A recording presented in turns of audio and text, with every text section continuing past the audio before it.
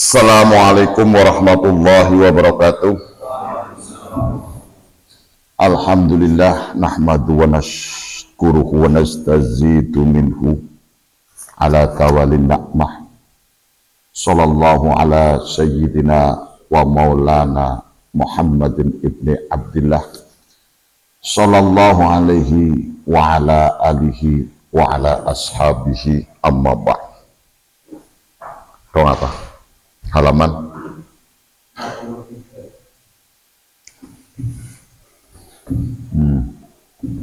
43.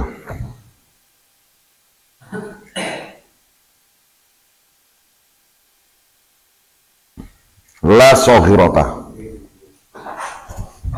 Al-hikmah berarti hikmah. Al-hikmatu al-khamsun. Ya. La sohirata. Bismillahirrahmanirrahim. Qala al-mu'allif rahimakumullah wa nafa'ana bi wa bi ulumi fid dharaini amin. La sohirata idza qabalaka adluhu wa la kabirata idza wajahaka fadluhu. La sohirata. La sohirota orang wilang-wilang cilik. Mendunu bika saking dosa siro. Bal kulluha balik kulluha utawi sekabiane dunub kabairun iku piro-piro dosa gede. Ida qabala ing dalem nalikane nyandingi ka ing sira apa adluhu apa sifat adile Allah wa tasarrufuhu fi mulkihi min ghairi hijrin ya hijrin ya yaitu wa huwa adlu wa huwa utawi Allah utawi adluhu tasarrufu iku tasarufe Allah fi mulkihi ing dalam kerajaane Allah min ghairi hijrin saking tanpa nyegah alaihi ing atase Allah fa idza dhaharat mongko ing dalam nalikane pertelo apa sifatul adli apa sifat adil alaman ing atase wong abrata kang benduhu ing man Allahu sapa Allah taala wa makdulan bendune Allah alam bendune Allah ing man batalat mongko batal apa hasanatuhu apa pira-pira kebagusane man wa'adat lan bali apa hasanatu apa saghairuhu apa pira-pira dosa cilike man kabairat iku bidati pira-pira dosa gedhe wala kabirata lan ora kewilang-wilang dosa gedhe idza wajaha ing dalem nalikane madhep ka ing sira apa fadluhu apa anugrahe Allah wa fadluhu iku iqta syai'in iku awe sewiji-wiji bi ghairi iwadin kelawan tanpa ganti bal jami'u dunubika balik utawi sekabehane dosa sira hina idin ing dalem ari kalane mengkono wajahaka fadluhu saghair iku pira-pira dosa cilik fa idza dhaharat mongko ing dalem nalikane dadi pertelo utawane jelas apa sifatul fadli apa sifate anugrah liman maring wong ahaba kang demen sapa Allah hu ingman idmahalat mongko dadi lebur apa sayiatuhu apa sifat alane man warajaat lan bali apa kabairuhu apa pira-pira dosane man bali saghairun iku dadi pira-pira dosa cilik walidalan krana are mengkono idadara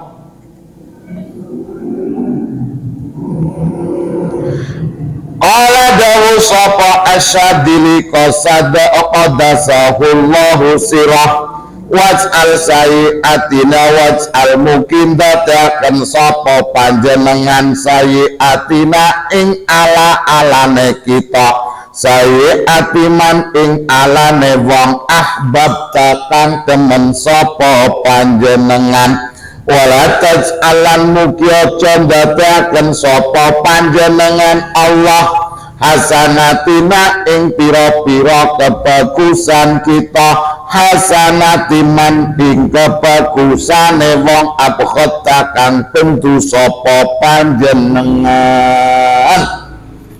ya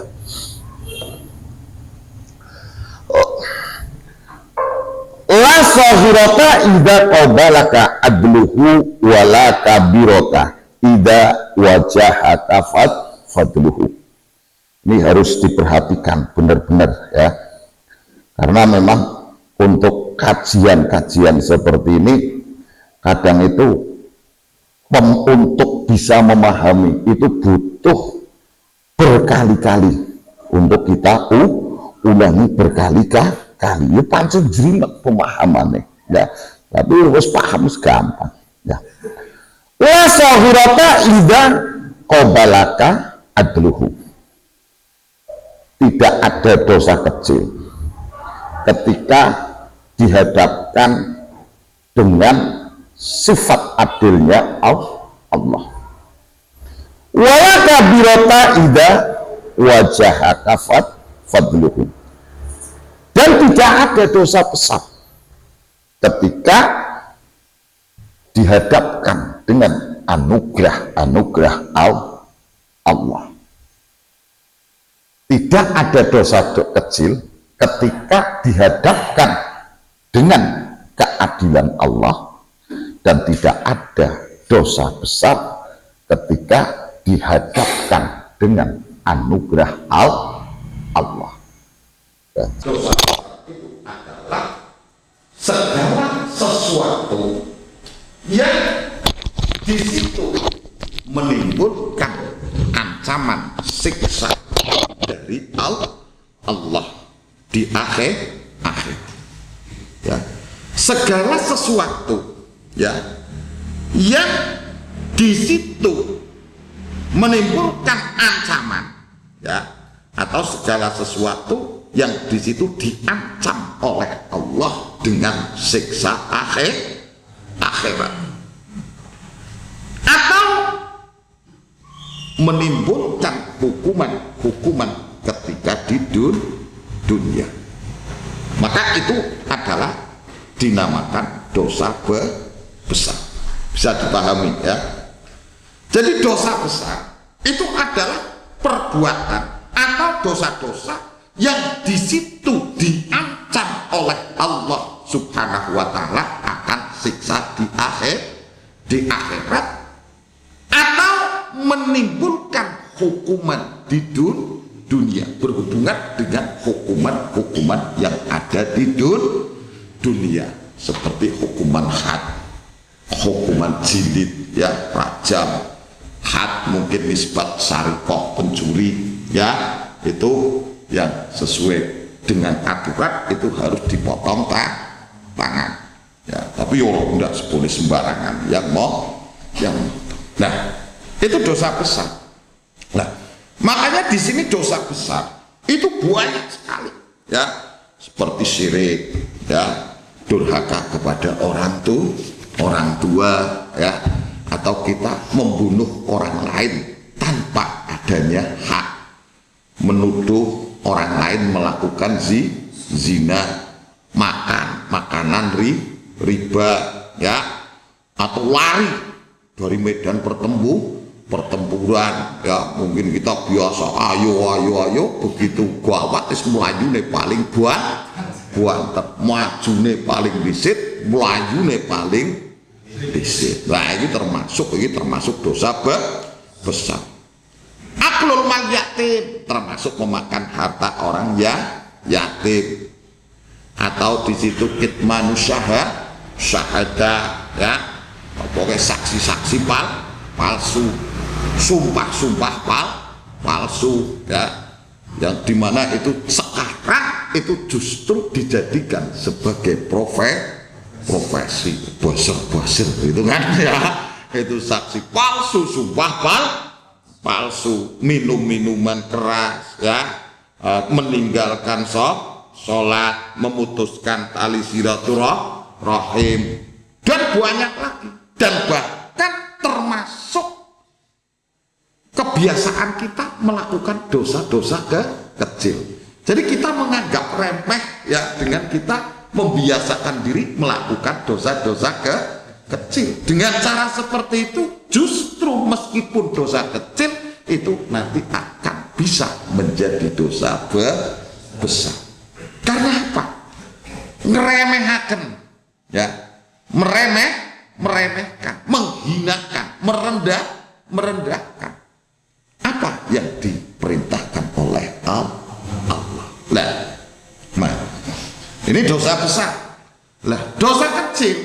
Nah, dosa kecil itu adalah dosa-dosa yang berhubungan dengan hakullah, dengan Allah, atau di situ berhubungan dengan sesama makhluk, tapi tidak membahayakan pada makhluk.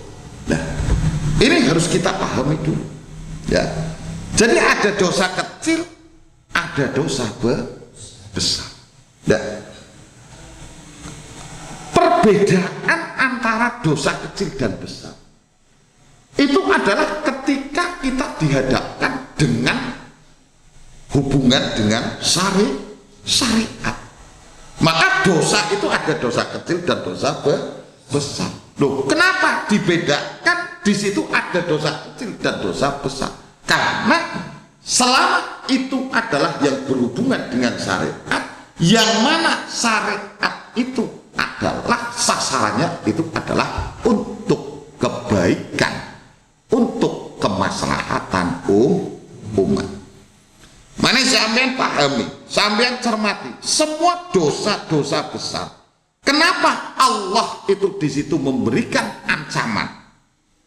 Kenapa Allah memberikan hukuman juga di dunia? Supaya apa? Untuk menjaga keharmonisan umat manusia.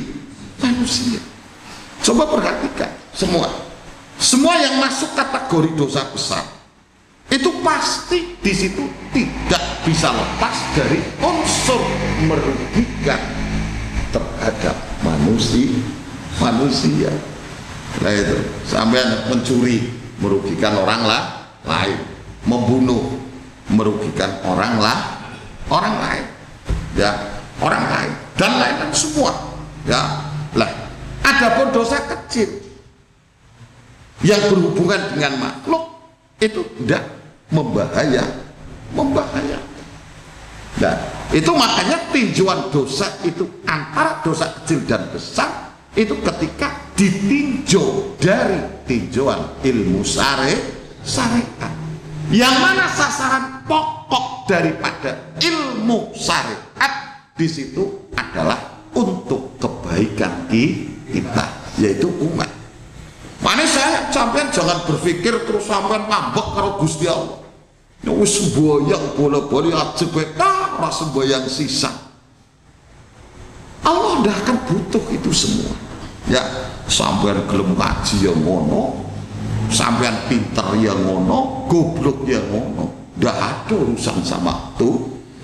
Sampean kon semboyang gelem semboyang ya monggo. Ora gelem semboyang ya ora rugi. Nah, makanya dalam hal ini ya, la soghirota, paham ya, jelas bisa dipahami ya, antara dosa kecil dan dosa besar. Lah, la soghirota idza qabalaka adluhu. Tidak ada dosa kecil ketika dihadapkan dengan sifat adilnya Allah, semua bisa jadi dosa besar. Nah, kita ambil contoh kebiasaan kita, ya, itu istilah yang sebenarnya itu sangat sederhana dan mungkin Anda pun ketika mendengar nggak berpikir apa-apa, ya. Contoh gampang, nyong kurang apa, kabeh wis tak lako. Seolah-olah Anda itu akan menuntut keadilan dari Tuhan, bahwa Anda merasa sudah melakukan kebaikan, Anda merasa sudah melaksanakan ketaatan, seolah-olah Tuhan juga harus baik dengan Anda. Sana kayak hitung-hitungan, kayak pemilu itu. Hitung-hitungan. Jadi seolah-olah gambaran kita bahwa sifat Allah itu tidak jauh dengan sifat manusia. Ini secara tidak langsung. Ini sebenarnya ada unsur sampai nantang karo Gusti. Cara gampangnya hitung-hitungan ya Allah. Ya, sampean wis nglakoni apik, netepi perintah. Malam minggu sregep ngaji. Ngono kok nasibe gen empas sempis. Ya, pengen tuku udut be mumet. Tanggane boro-boro ngaji. Sembayang bae ora, cewek bae ora. Tapi kok mobilnya telu. Pasti ini disadari atau tidak, nyong kurang apa, ya. Nah, kalau memang hal itu sampai terjadi, maka seolah-olah Anda itu menuntut keadilan Tuhan. Duh, Allah maha adil, adil itu adalah Allah. Nek sampean gak nuntut keadilan Allah, kamu tidak akan ada kebaikannya sama sekali, akan hilang. Sebab apa? Ya, langsung kita tidak qobalaka adluhu. Sikim sampai ngandelak kenapa? Sampai terus merasa sudah melaksanakan apa yang diperintahkan oleh Allah. Sampai ngaji sudah ngaji, sampai paham sudah, sampai laksanakan sudah. Terus apa sekarang yang saya dapatkan dari Allah? Mantang hitung-hitungan. Nah, ketika kemudian hal itu sampai terjadi, ketika sampai kemudian dimunculkan sifat adilnya Allah, kamu tidak akan memiliki kebaikan apapun. Dari sudut mana kebaikan Anda? Sampean netepi perintah Gusti Allah, netepi perintah Gusti Allah. Syarat diantaranya sampean netepi iku biasane mukalaf. Berarti Islam balik akal. Lho siki sing yang menjadikan kita kemudian sampai pada usia balik siapa? Allah. Terus sampean alasan lho olahraga kulo. Lho pirang-pirang ahli olahraga makanan bergizi mati nega. Kasih. Ya. Ya terus Islam balik akal. Ini definisi mukalaf. Terus yang menjadikan Anda Islam itu siapa? Allah. Ya. Terus Anda mau alasan bahwa orang tua saya, karena orang tua saya Islam, lingkungan saya fanatik Islam, banyak orang tuanya Islam, anaknya kemudian murtad. Banyak diantara kalangan orang-orang yang lahir di tengah-tengah Islam fanatik tapi justru tidak kurang apa pamane Kanjeng Nabi. Yo siapa?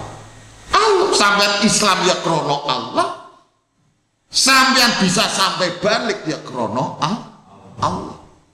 Lu sampean duweni akal ya krono Allah. Sehingga Anda bisa menjalankan apa yang diperintahkan oleh Allah. Terus yang kira-kira yang dari Anda itu yang sebelah mana kebaikannya? Ya.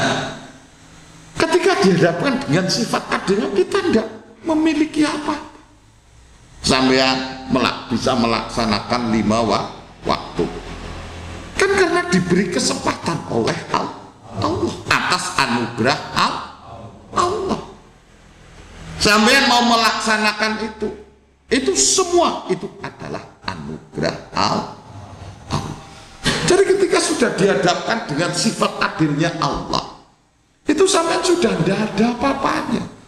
Tapi hal itu justru menjadi budaya kita. Saya kurang apa? Soalnya sampean tuh pengen hitung-hitungan kayak pegawai KPU, ya, hitung-hitungan kalau Gusti Allah, seolah-olah Gusti Allah kurang adil, seolah-olah Gusti Allah itu dolim. Nah ini repot ini. Karena apa? Maha adil, adil, yaitu Allah. Kok Allah kon hitung-hitungan nganggo sifat adilnya Allah, tamat wis apike sampeyan. Ndak tersisa. Bahkan ibarat semua makhluk hidup di dunia itu tidak akan ada kebaikannya, tidak akan tersisa. Lu sampean modal apa? Sampean bisa menjalankan ibadah karena apa? Karena Allah kok. Ya, dengan alasan apalah? Tidak ada. Lu sampean sergap ngaji, sampean pinter, krono Allah. Terus sampean alasannya sergap ngaji, lu pirang-pirang wong sergap ngaji ajeb gobloke. Ya, sampean bisa sugih krono Allah. Lu sampean alasannya kerja keras, lu wong sing nganti nyungsep maju dina maju mlah, orang terima keras tuh. Nah, ini menunjukkan bahwa segala sesuatu itu adalah karena Allah. Paham ya? Ketika dihadapkan dengan sifat keadilan Allah, kita justru tidak ada kebaikannya sama sekali. Karena kebaikan yang kita sodorkan kepada Allah itu justru itu total, itu adalah dari Allah.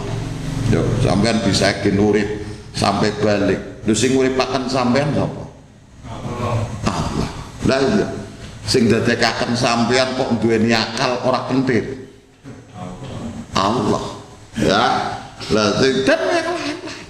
Jelas ya? Jadi makanya itu sudah menjadi perilaku yang secara umum dan kita jarang berpikir. Seolah-olah sampean itu nantang hitung-hitungan karo Gusti Allah, dan itu jarang kita sadari. Ya, ini bahaya. Loh, kenapa ini dianggap bahaya? Karena apa? Karena ketika kita sampai melakukan kebaikan-kebaikan yang kita meyakini bahwa kebaikan itu lahirnya dari diri kita, ini bisa berakibat fatal. Ya, makanya di saat-saat sekarang ini banyak orang-orang yang secara dohir itu menjalankan perintah agama, tapi karena referensi atau pemahamannya kurang sehingga boro-boro menimbulkan masalah. Seberapa taatnya menjalankan agama bukan kebaikan yang ia dapat. Semakin dia taat, semakin dia merasa dirinya wah, muncul sifat takabur. Ketika takabur, dari takabur itu akan melahirkan sifat ujub. Iki nek ora nyong ora bumbuan baik walah nyong anti tira kate masalah, tapi alhamdulillah kiana mandane pindah ora. Nah, ujub apa ora? Nah, ini kalau diteruskan, ini akan melahirkan sum'ah. Ya, jadi orang diharap itu butuh pengakuan. Orang-orang sum'ah itu lebih mendekati pada orang-orang yang memiliki sifat krisis percaya diri.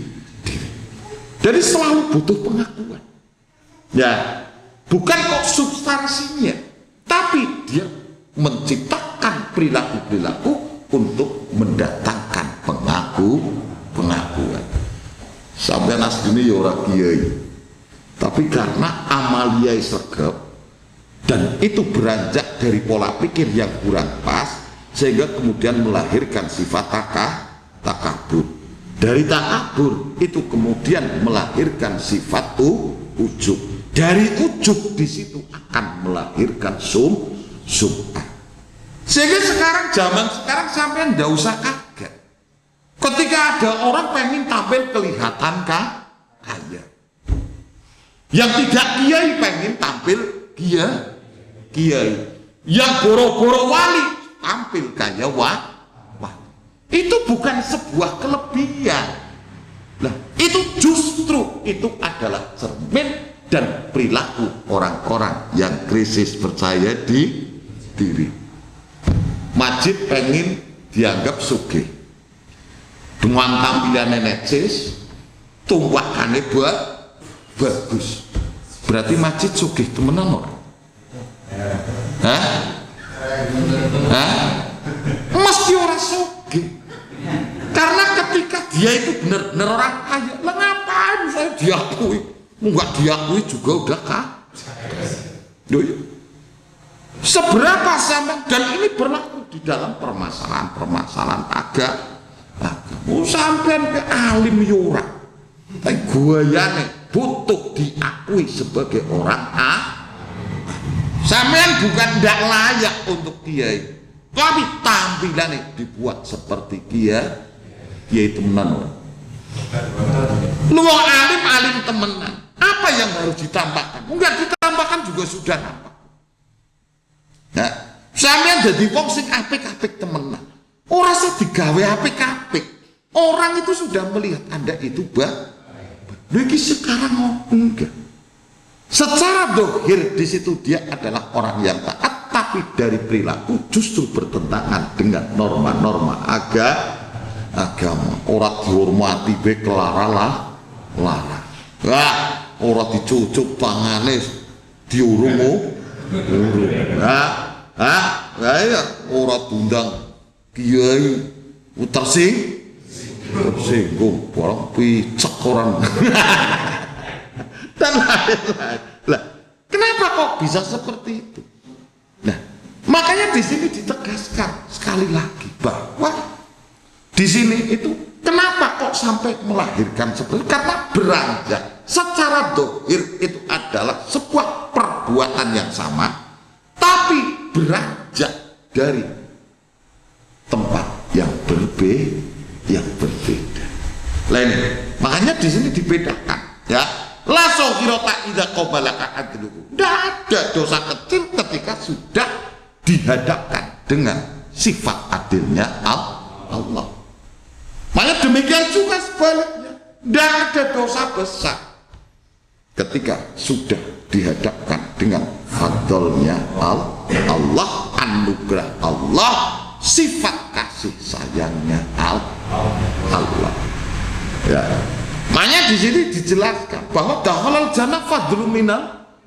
Lu sampean kok bisa mlebu surga sebab apa? Fadlu minallah. Lu sampean mesti protes. Lho kula cokan maca teng kitab wong sing lakoni apik iki mesti mengko mlebu surga.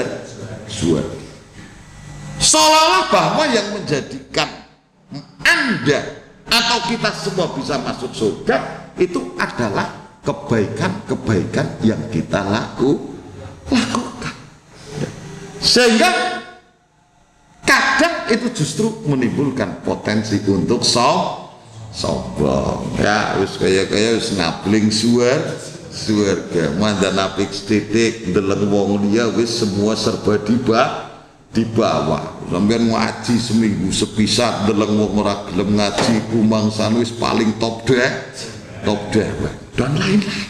Nah ini ya, mana dakhalal jannah fadlu minallah. Loh, jere wong mlebu swarga ki sebab amale. Sampai pirang-pirang wong sing amale apik-apik terus sampai kebablasan nganti direwangi dakhalal jannah. Tidak ada dosa kecil ketika sudah dihadapkan dengan fadlnya Allah, anugerahnya Allah. Maka di situ bukan sesuatu yang dosa besar ketika dihadapkan dengan anugerahnya Allah. Itu sudah tidak lagi menjadi besar karena semua itu adalah atas pertolongan Allah. Loh, nah ketika kita dipertanyakan lagi, kenapa kok di situ fadlnya Allah? Bukankah kita masuk surga karena amal kebaikan kita? Benar. Tapi jelentreh itu adalah kita bisa melakukan kebaikan itu karena apa? Allah. Sehingga alamate wong ahli jannah iki wong iku diwai anugerah Allah, sehingga orang itu senantiasa berupaya melakukan kebaikan, netepi perintah, ngelakoni larangan, meninggalkan larangan. Jadi itu anugerah ya, bukan karena itu adalah atas upaya diri kita. Nah, makanya sekarang yang harus kita upayakan, bagaimana cara kita itu untuk mendapatkan anugerah daripada Allah Subhanahu wa Ta'ala. Nah, karena apa? Wong iso anugerah Allah, dakhalal jannah fadlu minallah. Sehingga alamate wong iki oleh anugerah Allah, orang itu dia akan senantiasa menjalankan perintah Allah dan menjauhi larangan Allah. Makanya langkah yang harus ditempuh di sini itu adalah bagaimana kita untuk mendapatkan anugerah Allah itu. Ya, anugerah Allah. Bagaimana caranya? Yaitu dengan apa? Pertama yang harus kita tanamkan pada diri kita itu adalah Allah itu adalah sebagai musabab. Ya, segala sesuatu yang terjadi itu bermuara dari satu, yaitu Allah. Makanya kita terbiasa dengan la haula wala quwata illa billah. Dan nanti akan jelas perbedaannya. Artinya apa? Yang harus kita tanamkan pada diri kita, ketaatan yang kita lakukan, kebaikan yang kita lakukan, itu benar-benar kita tanamkan bahwa ketika kita bisa melakukan kebaikan itu adalah atas pertolongan Allah. Sehingga apa? Setiap perilaku kebaikan yang kita lakukan, kita itu selalu merasa bersyukur ketika kita bisa melakukan kebaikan. Karena yang kita rasakan kebaikan itu bukan lahirnya dari diri kita, tapi dari Allah. Nah, ketika ini sudah tertanam, boro-boro kok sombong, dikon sombong itu sudah tidak bisa. Ya. Karena justru kebaikan kita bisa menjalankan sholat. Alhamdulillah ya Allah, hari ini saya bisa diberi anugerah oleh Allah, bisa menjalankan sholat. Yang lahir dari situ apa? Syukur.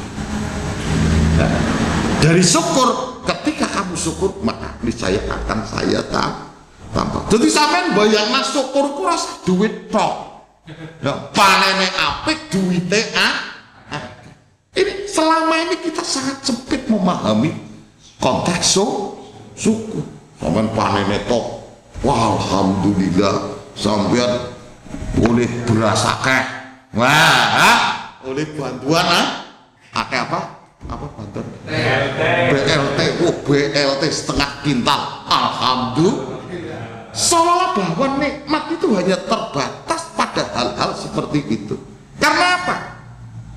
Karena kita beranjak dari pola pikir yang kurang tepat. Tapi ketika kita meyakini bahwa la haula wala quwata illa billah, Allah itu adalah sebab segala sesuatu. Sampeyan apik krono Allah, sampeyan bisa netepi perintah Allah ya krono Allah, maka yang akan lahir pasti adalah syukur. Sampeyan bisa sholat luhur, alhamdulillah, yang dinaiki ingin diwai anugerah pitulung Gusti Allah, ingin bisa ngelakoni sholat luhur sampai asar, alhamdulillah. Jani rasa tapi alhamdulillah ya, ingin diwai nikmat karo Gusti Allah, ingin bisa ngelakoni sholat asar. Sehingga apa? Yang lahir kemudian itu adalah sifat syukur. Setiap saat itu kita akan merasakan syukur atas anugerah Allah. Jadi surah sempat mikir ganjaran. Sampean kan orang rasane kudu matang terus karo Gusti Allah, pengen Allah menunjukkan sifat adile Allah. Diadili temenan bebas sampean kabeh ora ana apa-apane. Nah, ini yang kita tidak pernah kita sadari. Jadi sampean bisa nglakoni taat krono Allah. Sampean bisa sedekah krono anugrahe Allah. Lho sampean kok bisa sergap ngaji krono pitulunge Gusti Allah. Ora sebab sampean kadang-kadang kumpul santri jadi pengen ngaji. Lho pirang-pirang aja maning kok kumpul. Lho wong uripe nang pondok ora doyan ngaji akeh. Hah? Ya, paham ya? Lagi nek ora sampean kok ado-ado. Lho wong kene sing cepak ora ngaji. Lho sampean ado-ado kok ngaji. Nah, ini nek ora anugerah Allah. Kemudian dari situ itu akan melahirkan syukur. Syukur berarti ingin diwehi anugerah Allah pitulung Gusti Allah. Dari situ justru akan melahirkan sifat syukur.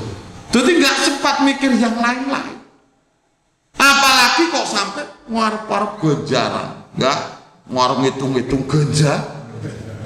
Tidak sempat. Saking senengnya diwehi nikmat sampean bisa nglakoni perintah Allah, iku sampean wis anugerah terindah. Gampang wis masal ganjaran wis urusane jenengan ya Allah lah. Wis kula saged nglakoni netepi perintah jenengan alhamdulillah. Jadi sejuk, senantiasa sejuk. Jadi pamane kok sombong kowe ora bisa.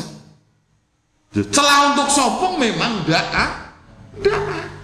Tapi berbeda ketika sampean itu meyakini bahwa Anda melakukan kebaikan itu adalah berkat jerih payah usahane sampai nujone ngaji ki malam minggu ya berat. Ini malam minggu tok malah kon ngaji tapi demi perjuangan wis nyokutu bisa. Alhamdulillah bisa. Ngaji ora? Ngaji. Paham ora? Urung mesti. Sombong apa ora? Titik-titik. Pertama titik-titik. Urung wong jegongan, wong rada yang ngaji.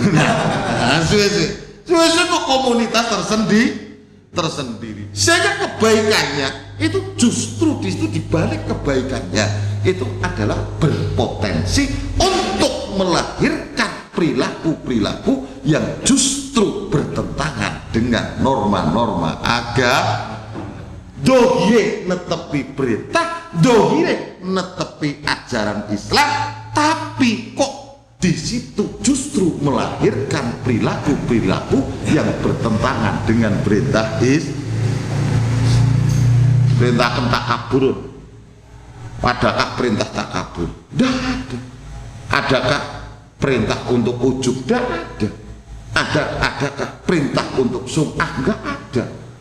Tapi kenapa justru dari amalia-amalia yang secara dohir itu agama, tapi justru melahirkan hal seperti itu? Ini kan berarti ada yang salah. Sama ya. Dengan perilaku dohirnya sama. Sampean sergap sholat, sergap sampean ngaji terus. Ya, sampean puasa. Sampean sopan.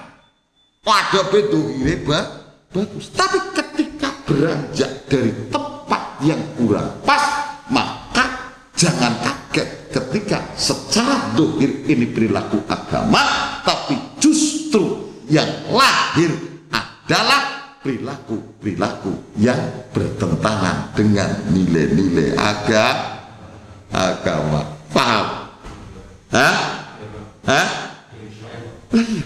Makanya harus benar-benar kita sandarkan kepada sampean kok dadi wong sugih krana pitulunge ada celah untuk sombong apa enggak? Enggak ada. Yang ada adalah syukur. Semakin syukur la in syakartum la azidanna. Sampean biasa nglakoni ibadah Sampean yakin bahwa itu krono anugerah pitulunge Allah. Ada celah untuk sombong? Tidak ada. Sampean syukur. Bahkan sampean di waktu ya Allah alhamdulillah ingin menangi malam minggu alhamdulillah nyong ingin bisa ngaji. Bukan apa? Lu anak wong sing nemoni berminggu-minggu bisa beroto ngaji. Lu sampean ingin menangi malam minggu tur ingin diwai anugerah sampean gelem syukur ora? La in syakartum la azidanna. Nah, sehingga menjadi semakin lebih baik, semakin lebih baik. Sampean sugih, sampean dadi wong sing pinter krono anugerah Allah. Itu pasti akan melahirkan sifat syukur, tapi ketika yang Anda rasakan bahwa kebaikan itu lahirnya adalah atas jerih payah upaya sampean, pasti akan yang lahir adalah sombong. Bahkan perilaku kebaikan itu sendiri ya sama. Tapi orang sanggup nilai wong, cukup untuk introspeksi diri kita seberapa musim sergap jamaah ya mandan wis buh diterima buh ora wis ndeleng wong liya wis kayak di bawah kabeh grade-nya itu ya, di bawah semua. Jadi sampai ndak penting sampean terus sampean ngaji kok terus menjadikan sombong bani weruh wong tongkrongan ya, terus bukan khawatir ora ditakoni skandi.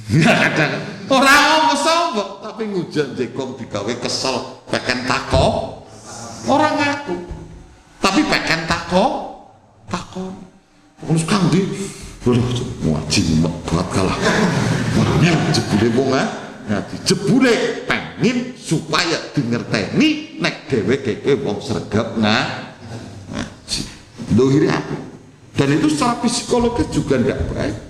Kenapa? Makanya saya katakan bahwa di situ ada dosa kecil dan dosa besar. Itu ketika kita melihat ditinjau dari hubungan antara makhluk dengan makhluk, maka di situ ada perbedaan dosa kecil dan dosa besar. Setiap dosa besar itu berarti berhubungan dengan apa? Yaitu ketika dihubungan dengan ilmu syariat. Ya, jadi ditinjau dengan hubungannya ilmu syariat di situ, maka di situ dosa itu dibagi menjadi dua. Ada dosa kecil, ada dosa besar. Dan secara umum aturan syariat itu adalah bertujuan untuk mengatur kemaslahatan kehidupan manusia ya. Lah beda nanti ya, makanya ini harus dipahami, paham ya. Nah, jadi la sohirota idza qabalaka adluhu wala kabirota idza wajahaka fadlu. Sampai melakukan dosa sebesar apapun ya, pokoknya prinsip dasar yang harus kita pegang bahwa untuk mendapatkan anugerah Allah yaitu kita meyakini la haula wala quwata illa billah. Sumber dari segala sumber itu adalah Allah ya. Kita kan sering mengucapkan jambalan wong kaget la haula wala quwata illa billah, tapi di waktu yang sama dia mengakui bahwa kehebatan itu adalah atas upaya ya, ini kan repot ya. Tapi kita yakinkan ya bahwa ini sebab musabab di situ itu adalah Allah. Sampai bisa apapun dengan kapasitas apapun itu tidak akan mungkin bisa kecuali atas kehendak anugerah daripada Allah.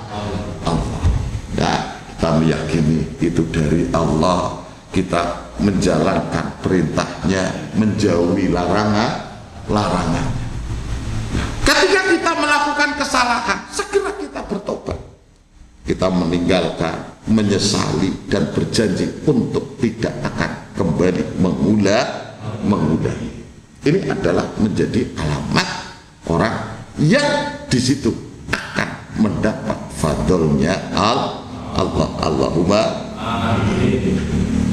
Sebaliknya, ketika kita berperilaku yang bertentangan dengan itu, berarti kita memang menghendaki diberlakukannya sifat adilnya Allah ya. Jadi sampean merasa bahwa kebaikan Anda bisa menjadi baik setelah saya ketemu dengan ini, kemudian saya belajar, saya berupaya maksimal, dan alhamdulillah saya sekarang merasakan hasil. Seandainya saya nggak ketemu, wallahu a'lam, udah tahu saya akan jadi ya, sering ya. Jadi dalam akidah itu sudah jelas la haula wala quwata illa billah, tapi dalam perilaku kita Allah seolah-olah tidak pernah kita hadirkan, sehingga sebaik apapun perilaku itu tidak lebih akan melahirkan perilaku sombong, ujub sum'ah. Itu orang diakoni tok tersinggung ya, sampai nanti kiai langgar orang dicocok larak hati tersinggung, mana udah ngono sebagian dicocok nah, dikeramatkan, dan secara dur kadang setengah wali diwalek-walekakan ya, sholat undang wali selambine mandan kaya wali, nek ora klambine koke mlakune semandan digawe setengah wali, nek ora gayane digawe setengah wali, dan lain-lain. Nah, terus itu masalahnya itu. Kenapa kok hal seperti itu tidak boleh? Ya karena itu pasti itu akan melahirkan perilaku yang justru bertentangan dengan ajaran-ajaran agama. Sambil taat netepi perintah Allah, masa netepi perintah Allah kok terus yang lahir itu adalah sifat sombong? Kan nggak ada. Sampai harus pahami jelas bahwa dosa kecil dan besar itu adalah ketika berhubungan dengan tatanan syariat. Tatanan syariat itu adalah tatanan yang mengurus tentang kemaslahatan hajat hidup manusia. Bukan urusannya dengan Tuhan. Ketika kita berhadapan dengan Allah, barangkali tidak ada istilah dosa kecil dan besar, karena Allah menjadikan kita itu adalah illa liya'budun. Ya maksiat sekecil apapun bentuknya ya tetap maksiat sekecil apapun. Maka itu adalah perbuatan dosa ketika sudah dihadapkan dengan sifat adilnya Allah, paham ya? Jadi dosa kecil dan besar itu adalah ketika itu tinjauan dari syariat. Adapun ketika dihadapkan dengan antara hamba dengan Allah dalam masalah itu sudah tidak ada perbedaan dosa kecil dan besar apapun bentuknya. Kok nulayani perintah Gusti Allah itu tetap tidak ada bedanya dosa kecil dan besar. Nah, tinggal harapan kita adalah sebesar apapun di situ ketika kita mendapatkan anugerah Allah di situ, maka itu tidak ada yang sulit. Makanya ya, paham ya, bisa dipahami ya. Berkali-kali jadi otak nyambungi ya. Karena ya itu ya, jadi senantiasa kita pokoknya untuk mendapatkan anugerah Allah kita yakini bahwa segala sesuatu itu bersumber dari Allah ya. Kita menjalankan perintah-perintah Allah dengan senantiasa kita itu takut ya, takut untuk kita berharap diterima atau tidaknya, jangan-jangan kita keliru ya. Jadi sekedar baru sampai kita harapan kita untuk amal kita diterima itu sudah menjadi kekhawatiran kita. Kok boro-boro kok sampai kok bermikir ganjaran kadang ora kaya kowe wis ngapling surga salate mbusak ora kaya kowe surga digenggaman tangan, sehingga karena apa? Itu merasa bahwa itu adalah hasil jerih payahnya. Nah, mana kita sebagai catatan yang paling pokok bagi kita, kapasitas kita itu adalah kita dijadikan oleh Allah, yaitu kita untuk taat kepada Allah ya. Kita tidak menjalankan maksiat terhadap apa yang diperintahkan oleh Allah. Nah, makanya ketika orang-orang yang sudah berpegangan seperti itu, secara otomatis ketika dia melakukan kesalahan-kesalahan, dia pasti akan merasa malu. Dia pasti akan merasakan menyesal dan kembali kepada Allah, bertaubat taubatan nasuha, istighfar, minta ampunan kepada Allah ya. Tadi dosa kecil Yus ketika dihadapkan dengan adilnya Allah yang menjadi besar. Dosa besar dihadapkan dengan anugerahnya Allah itu akan menjadi kecil, yaitu tidak ada. Makanya dahulal jannah di situ itu fadlu minallah ya. Nah, jelas ya, bisa dipahami. Hah? Penjelimet iki, runtutannya penjelimet ya. Jadi sekecil apapun di hadapan sifat adilnya Allah, wis pokoknya kamu tidak ada apa-apanya. Karena apapun yang kamu lakukan adalah atas pertolongan Allah. Tapi sebesar apapun, ketika di situ dihadapkan dengan anugerahnya Allah, maka di situ tidak ada yang besar. Mereka walal jannah fadlu minallah ya. Tadi hakullah mabniun alal musamah wa hakul huququllah mabniun alal musamahah wa huququl ibad mabniyatun alal musah. Makanya dalam kaidah di situ yang sudah terkenal bahwa hak-hak Allah itu adalah dasar daripada hak-hak Allah itu adalah ampunan ya, ampunan. Umpama kok dihitung adil-adilan ya tidak akan kita bisa masuk surga lah. Adapun hak-hak yang berhubungan dengan hamba-hamba Allah itu adalah disandarkan pada penyelesaian masalah. Artinya apa? Sampean hubungannya karo Gusti Allah, sampean maksiat gede, dosa gede, sampean pelakon itu dosa sebesar apapun, dosa itu tetap akan diampuni oleh Allah kecuali artinya sebesar apapun. Kok sampean itu kemudian benar-benar tobat ya hak Allah ini, maka kamu akan bisa diampuni oleh Allah. Sampean kesalahan, sampean dari dulu nggak pernah sholat, sampean pencuri, sampean apa, tapi asal hak-hak yang berhubungan dengan Allah, kamu akan bisa diampuni ya. Karena hakullah mabniun alal musamahah. Tapi nanti harus dibedakan lah, hakul ibad mabniun alal musahah. Artinya hak-hak yang berhubungan dengan sesama hamba Allah itu didasarkan di situ atas penyelesaian atas perselisihan sengketa atau perselisihan sampean pun duwe utang ya, dulu utang wakeh ngalor ngidul utang, sampean terus obat medekut nang masjid, rumangsane beres kabeh. Nganti lah yaumil kiamah ping 7 ya udah. Karena hakul adam itu adalah hakul adam, hakul ibad mabniun alal harus diselesaikan. Seorang pencuri kemudian bertobat, terus sampean rumangsane menganggap edan sikin dina-dina nang masjid di waktu yang sama sing biyen dicolong ora dipikir. Wah, segi wong utang akeh iki, anti riba akeh itu banyak sekarang ya. Itu kayak mana gerakan-gerakan anti riba itu kan sebenarnya kan tidak harus ada gerakan itu, kita nggak sepakat. Ada gerakan anti riba.